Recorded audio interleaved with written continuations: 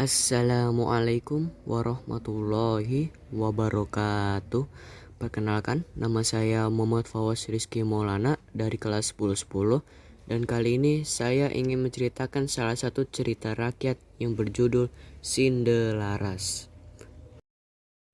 Pada zaman dahulu, di sebuah kerajaan Jenggala, hiduplah seorang raja yang bijaksana bernama Raden Putra. Dia mempunyai seorang permaisuri dan juga seorang selir. Permaisuri adalah wanita yang baik dan sabar. Maka karena itulah Raden Putra sangat sayang kepadanya.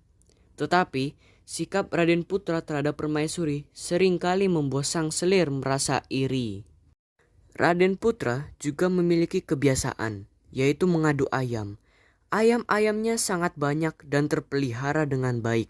Di setiap pertandingan adu ayam, ayam Raden Putra selalu menang. Tidak ada yang bisa menandingi ketangguhan ayam Raden Putra.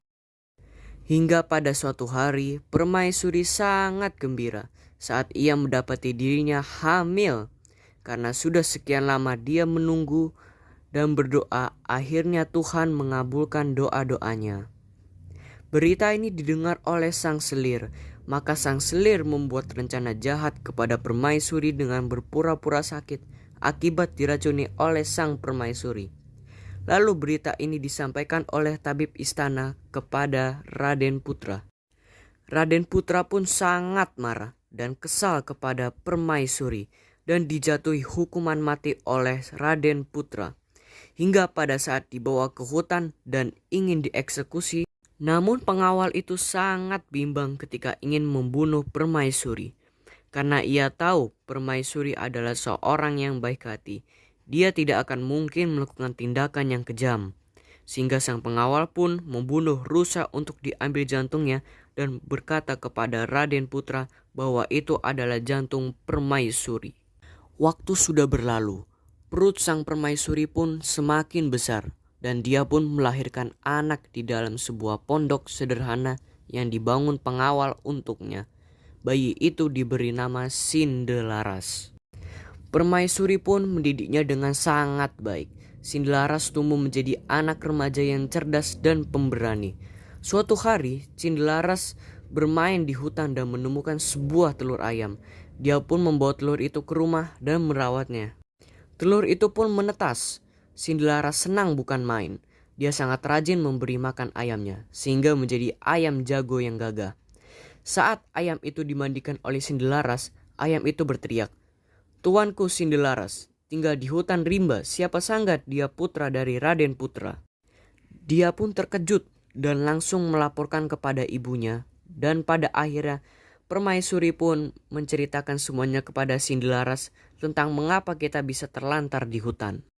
Setelah itu, Sindelaras bersama ayamnya pergi ke kota dari berbagai ajang adu ayam. Sindelaras selalu menang. Seketika ayamnya menjadi terkenal. Berita ini sampai didengar di telinga Raden Putra dan menjadi penasaran. Raden Putra memerintahkan pengawalnya untuk menemukan Sindelaras. Sindelaras pun datang ke istana bersama ayam jagonya. Raden Putra heran dengan sikap Sindelaras yang selalu sopan layaknya bangsawan. Beliau pun menantang ayam jago Sindelaras untuk bertanding dengan ayam kerajaan. Tantangan Raden Putra pun diterima oleh Sindelaras.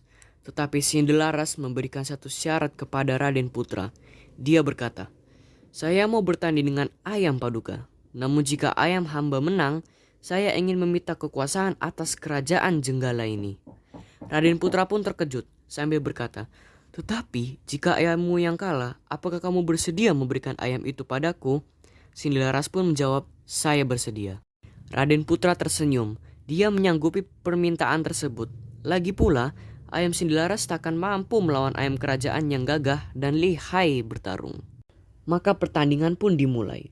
Pertandingan tersebut berlangsung sengit. Hingga di tengah-tengah pertandingan, ayam Sindelaras bersuara, "Tuanku Sindelaras tinggal di hutan rimba, siapa sangka dia putra dari Raden Putra." Raden Putra pun dibuat terkejut dan bertanya, "Sindelaras, apakah benar apa yang dikatakan ayam tersebut?" Sindelaras pun mengaku, sehingga Raden Putra pun murka. Dia memanggil selir dan tabib istana untuk menanyakan kebenarannya. Akhirnya mereka berdua mengaku karena sangat ketakutan dan akhirnya selir itu pun dihukum. Begitu juga dengan sang tabib. Dan akhir bahagia untuk Sindelaras dan juga Permaisuri karena mereka kembali ke istana dan juga Raden Putra pun senang memiliki putra gagah, berani dan juga sopan.